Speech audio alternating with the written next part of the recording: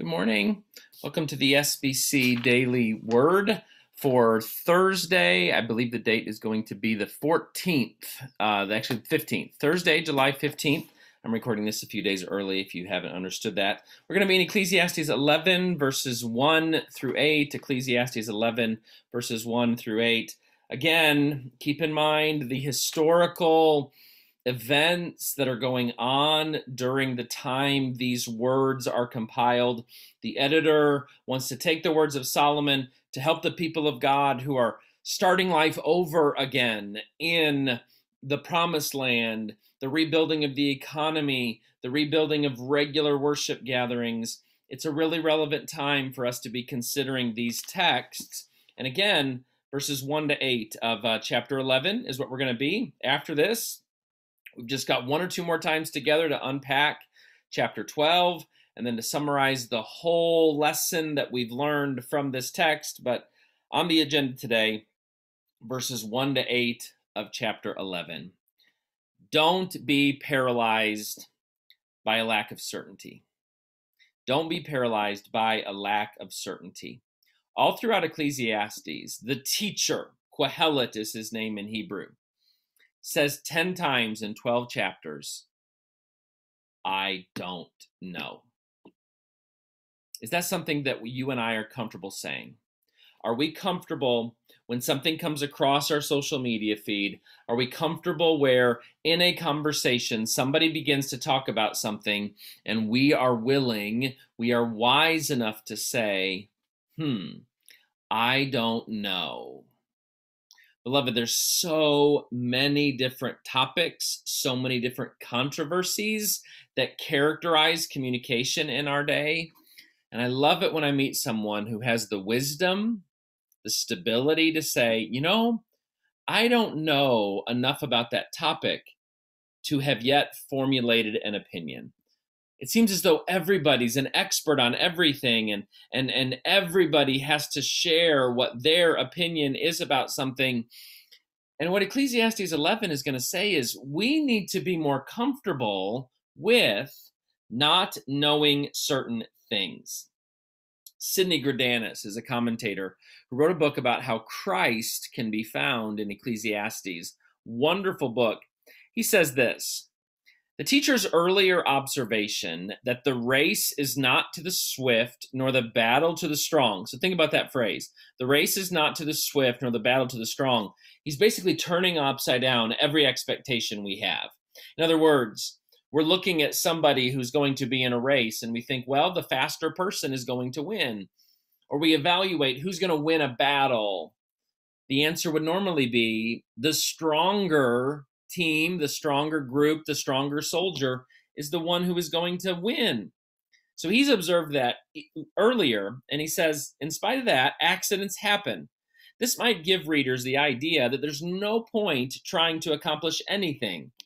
The teacher reiterates in our present passage that accidents do indeed happen. We are not in control. You do not know what disaster may happen on earth. That's exactly what's said in verse 2. Divide your means 7 ways or even 8, for you do not know what disaster may happen on earth. And he reiterates again that we do not know what God has in store. Just as you do not know how the breath comes to the bones in the mother's womb, so you do not know the work of God who makes everything. But this does not mean that we should fatalistically give up. In concluding the book, the teacher offers more concrete advice on how we can live in the midst of the uncertainty we face in this world. Now, these verses in Ecclesiastes 11, verses 1 to 8, are verses that I am preaching to myself because I am somebody in my temperament who likes to be able to understand everything. That's one way different temperaments can be divided up. Everybody in a world of chaos, in a world that we can't figure out, wants to somehow control the world around them. The way that my temperament seeks to control the world and respond to uncertainty is by understanding things. And when I can't understand why something happened or why a person is a certain way, that feels so chaotic to me. So in Ecclesiastes 11, the teacher comes alongside of us with the words of Solomon and says, let me help you live wisely in a world of uncertainty. So we have an admonition in verses 1 and 2. Send out your bread upon the waters, for after many days, notice nothing specific, you will get it back. Divide your means 7 ways or even 8, for you do not know what disaster may happen on earth. Okay, so here's the admonition. Be bold in a way that is tempered by thoughtful wisdom. What does that look like? That looks like generosity. In other words, that verb in verse 2, divide your means. In other words, it's like distributing what you have, giving away your resources. Be generous, but be generous in a way that doesn't fret about what return am I going to get from what I give. Be generous in a way that doesn't fret about returns or that shares broadly. Now, the rationale to that admonition is found in verse 3. When clouds are full, they empty rain on the earth. Whether a tree falls to the south or to the north, in the place where the tree falls, there it will lie. Okay, so there are some things that we can generally know, but that doesn't mean the world can be controlled so that we can create a utopia. Accidents happen. Things happen that contradict what we generally know.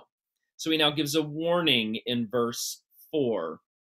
Whoever observes the wind will not sow, and whoever regards the clouds will not reap.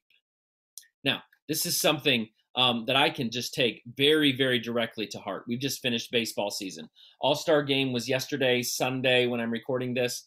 And one of the things that so characterizes baseball season, okay, you've got this 10 weeks of time from the beginning of practice to the end of the season tournament.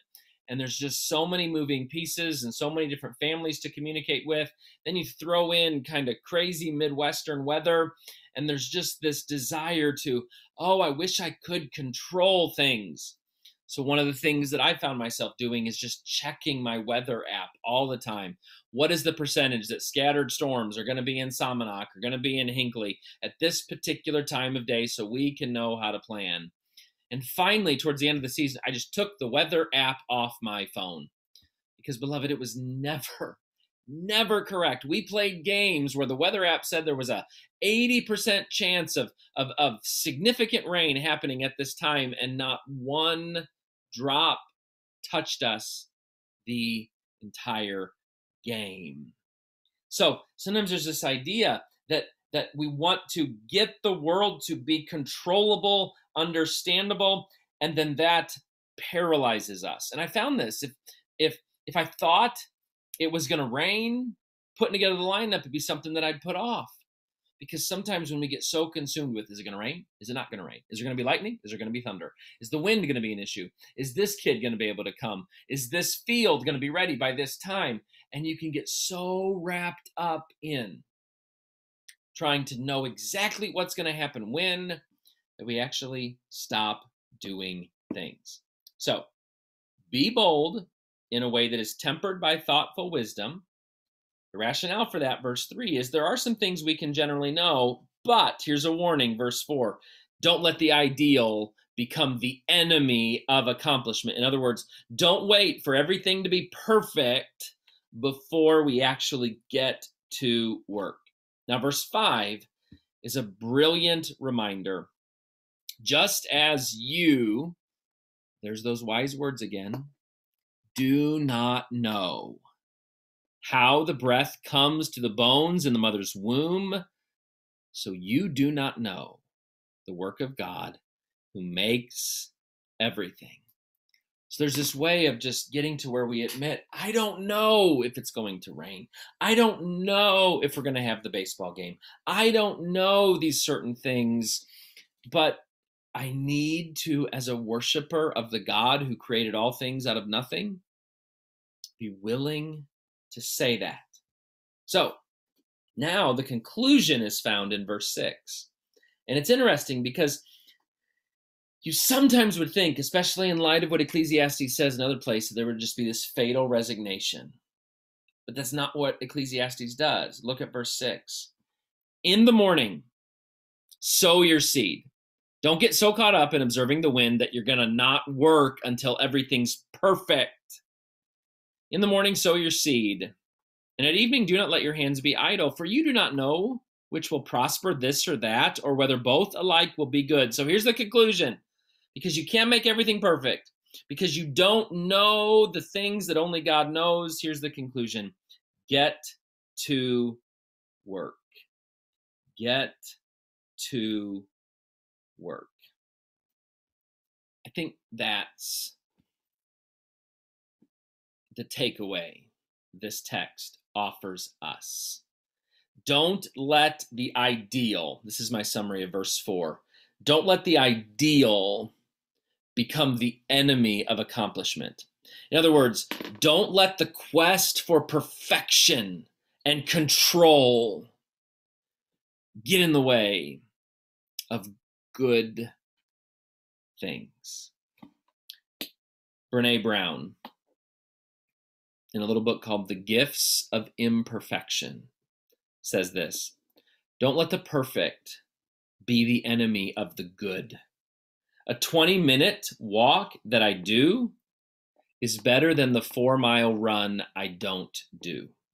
The imperfect book that gets published is better than the perfect book that never leaves my computer.